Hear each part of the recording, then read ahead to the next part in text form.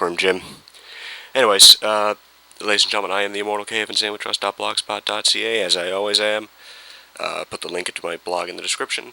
And today I bring you two things, namely two minor, well, one announcement and one's just basically my thoughts on something.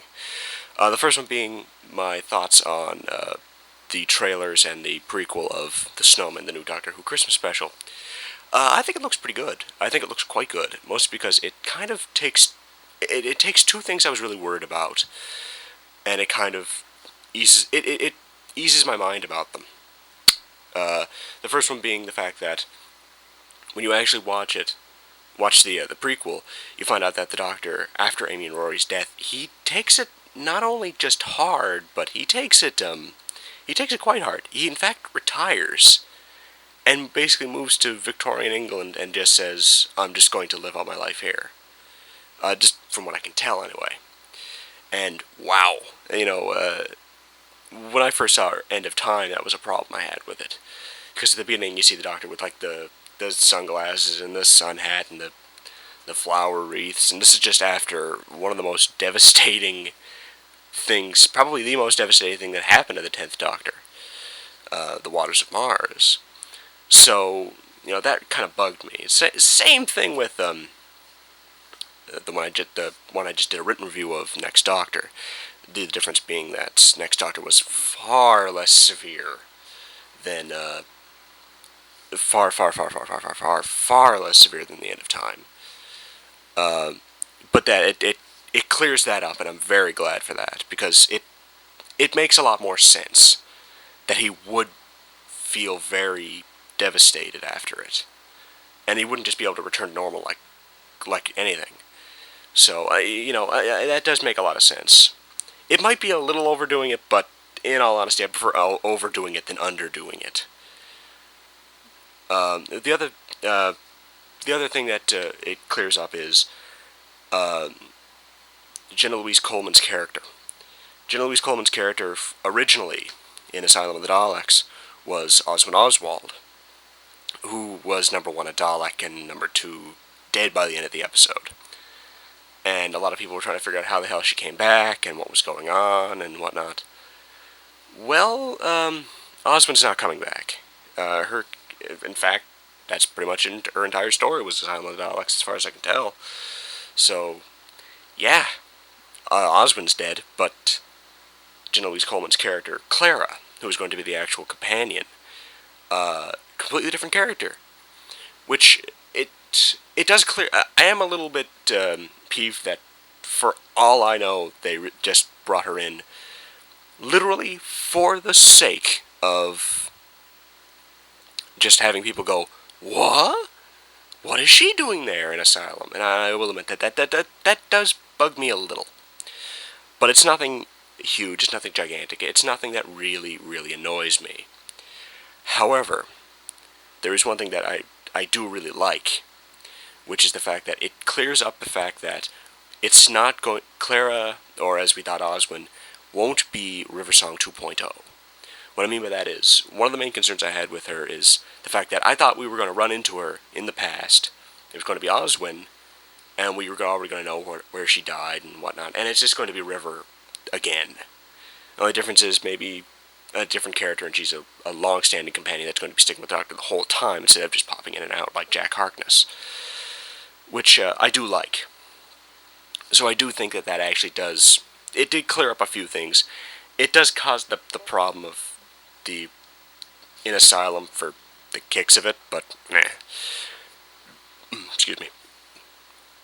But it also brings in something else which I really like, which is the fact that they're bringing back Madame Vostra, Jenny, and Strax, who I could have sworn Strax the Santaran from A Good Man Goes to War. I could have sworn he died. Now, maybe they'll explain that in the episode. Maybe I'm just missing something here. And I'm also kind of glad, actually, now that I think about it, that they didn't tell too much in the prequel. Like, it seems like Stephen Moffat might have been kind of overdoing it with the prequel stuff. Like, especially the Pawn Life specials. That was one of my bigger problems with with Series 7 so far is just the fact that all of the stuff leading up to the Pawn's supposed divorce in Asylum of the Daleks was that all of the build-up for it was in the prequels, not in the actual show, and I don't count that. So basically there was no build-up for it, and that bugged me, but I'm getting off track here. But I am glad that he didn't go overboard on it. It's just more or less a good laugh, the Great Detective prequel for the Snowmen. So I'm very glad that everything just seems to be going on track, and it just seems to be everything's just going good. So, number one, the Snowmen, I'm looking heavily forward to it. Number two is an idea that I've wanted to do for a while now, and I think I'm going to finally start doing, which is a series of videos based on the game Civilization 5. Now, what I'm going to be doing is I'm going to be it's kind of a tutorial for people who don't know what to do, or who think that, or want to play the game, but they look at it and they think it's a bit too big. I can understand that, believe me, I can. But just, I started getting really into it. I downloaded a demo to make sure that everything would work on my computer. Works beautifully. So, really with Civilization 5, it's just a bit hard to get into because it's a lot bigger than it seems. Or it's a lot smaller than it seems. It seems really, really, really big and complicated. You know, like all the numbers and all the buildings and whatnot. So, I'm going to be doing a series on that, but I'm going to be doing it in the sense of, I'm going to be going through every civilization, including the DLC ones that I don't have, and I'll just give my best opinion that I can. Like I have obviously the vanilla and Gods and Kings ones, so I can give a pretty full thing on that, on each one of the civilizations in the vanilla and Gods and Kings, and I'll give my best opinion on the ones that I don't have.